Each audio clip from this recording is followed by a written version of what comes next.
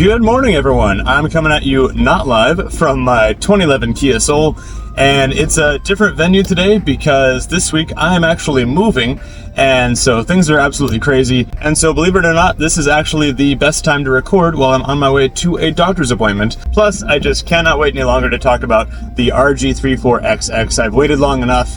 There was actually a delay in shipping because of Canada Post. Thanks, guys. But I have it in beautiful indigo, and let's jump into it.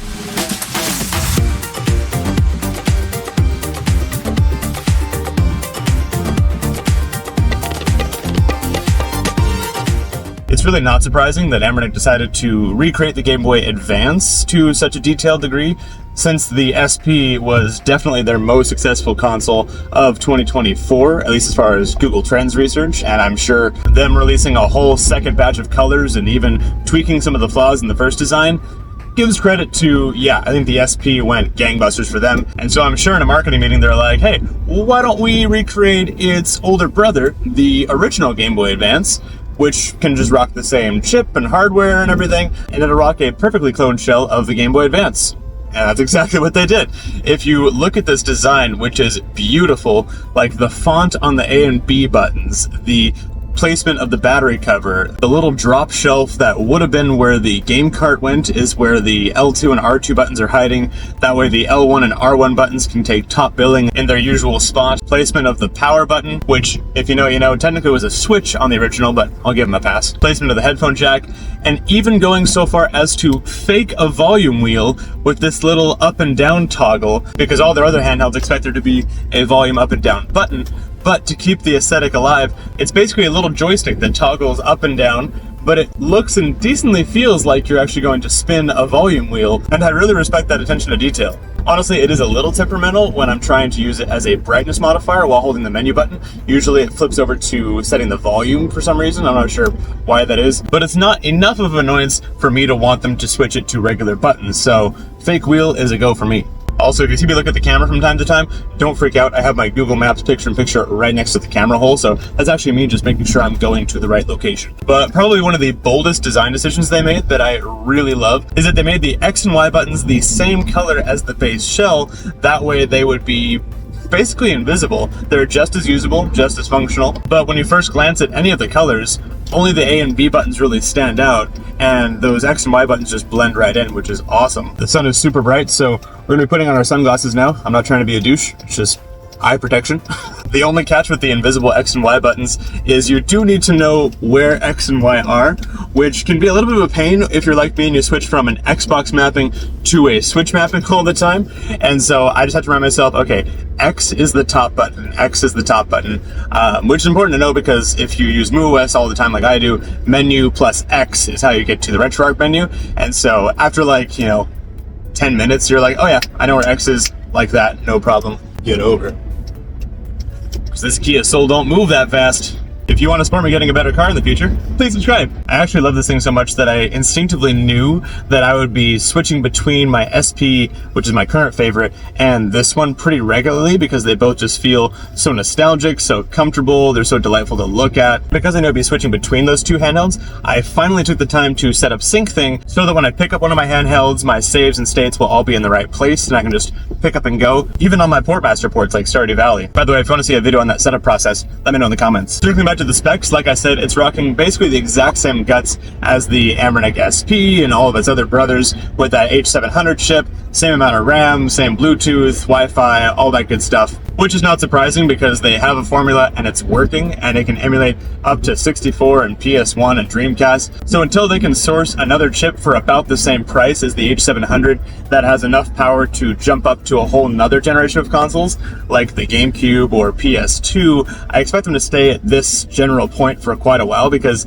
there's no sense in them buying a more expensive chip that's not going to let them jump up to a whole nother generation of consoles, because a big part of their appeal is because they can hit that $60 to $100 price point kind of thing depending on the handheld. But now let's talk about one of my favorite things with these Anbernic handhelds, custom firmware. And as you know, I'm a big muOS fanboy, and if you saw my Big Banana video last week, you'll know that they added official RG34XX support to muOS Big Banana, which means you can just grab the latest version of the full image of muOS, flash it to an SD card, and the install process is just like all the other Anbernic handhelds. And after that process, you'll be rocking muOS just like you'd expect. There are, however, a couple of gotchas on the 34XX, and that's mostly because its resolution is a 720 by 640 resolution, which, unless I'm forgetting a handheld, hasn't been used yet on Anbernic handhelds, or has been very little used. But because of that, you'll likely notice that most of your muOS themes that you might try out will likely have these annoying lines on the side that sort of break the vibe of the theme. And that's because those only support, I think it's 640 by 480. However, muOS did in a recent update make it easier for themers to support different resolutions in their themes, and a lot of themes are getting updated pretty fast to support especially this particular console, because obviously the 34XX is a beautiful emulation handheld that I think is going to do pretty well for Anbernic. And as a gift to you, yes, I did update DSOS and the beloved muXP theme, so you can enjoy that on your RG34XX free of charge. Another funky thing I noticed related to the resolution of the 34XX is in the DS emulator Drastic, I noticed that the screen was sitting in a more squarish resolution and then sitting on the far left of my screen, and I think that's just because Drastic in muOS has been pre-programmed to expect that sort of aspect ratio, or it's just because the DS screen was originally very square, and maybe there's a setting that needs to be configured to make it center on the screen, or maybe add some pretty bezels or something. But regardless, it took me like a half hour of playing Mario Kart DS on this thing to even realize that that was happening. So it's not really anything annoying, and if one of you knows the little config option to be flipped to make that center screen, let me know in the comments. Shifting away from resolution oddities, and more of a pro tip for muOS that I discovered in the Discord this week while I was troubleshooting something.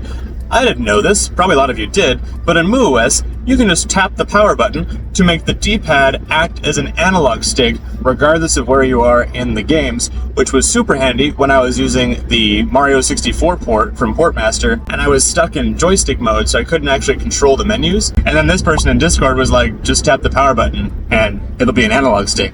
And I was like, what? No, I need to change the config option or something. He's like, just tap the power button, bro. And I was like, okay. And I did, and yeah, there's a little vibration to tell you that it activated, and all of a sudden, boom, your D-pad acts just like an analog stick. So I had no idea that was the thing, and I think people were even commenting in my Big Banana video last week about how stock OS has the ability to switch between D-pad mode and analog stick mode. So my bad, muOS totally has that. So please enjoy that freely, especially on this device that has no analog sticks. Hey, Editing Coulter here with two updates. The first is that I finally got the Moonlight client in muOS to pair correctly with my computer. I'm pretty sure what I wasn't doing before was after punching in the IP address and pairing with the pin, I was supposed to click reload apps, and then the device would know what apps that Sunshine on my desktop are making available. But as you can see, I was totally able to stream Rocket League really smoothly. So if you see some crazy claim in the thumbnail of what this thing can play, that's why. The other is that, at least in my experience, I still needed to modify this config file to get the button mappings working better for N64 emulation using the external MoopN64 Rice plugin. I used the same steps to make this change on the SP from my blog article here, so I'll link that in the description if that's helpful. But once that was in place, I had zero issues playing some N64. But other than that, the gaming experience on this handheld has been absolutely delightful, from playing the wonderful Stardew Valley port, to 64 games, to resuming my 10-year-old save for Final Fantasy I for PSP, to, of course, Game Boy Advance games, which, let me tell you, feels as delightfully authentic as you would expect, which is funny because you easily forget actually how not quite so delightful it was to play Game Boy Advance games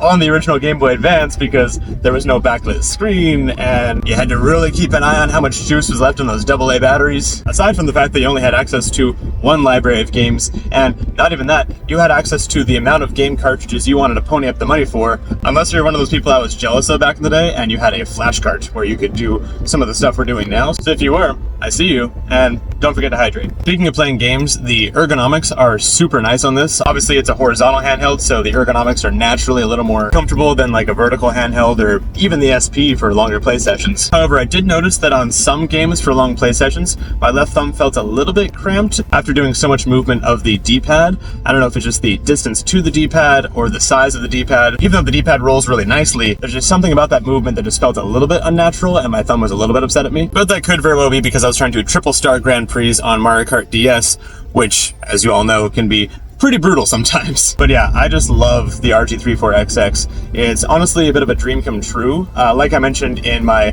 very poorly performing video about upgrading my original Game Boy Advance to have an IPS screen, I always wanted to have a backlit Game Boy Advance, and I built that recently, which was awesome, but obviously I could only play my Game Boy Advance games on it. So now to take that project a step further and have a lighter multi-console perfect replica of the Game Boy Advance is super nice, let alone the fact that the shade of indigo that they sell this in is bang on correct. You can see it right here next to my Indigo GameCube. And yeah, I think this thing is selling well because pretty shortly after its release, they also announced whatever's called Arctic Glacier, which is again a bang on replica of the color that I had as a kid. And I'm really curious, are you guys gonna pick one of these up? And if so, let me know in the comments what color you go for, because honestly, I'm fanboying so much, I might get another color, and I'm pretty easily swayed by a crowd. Thank you guys so much for watching. If you wouldn't mind subscribing, I'd really appreciate it, and I'll see you in the next one.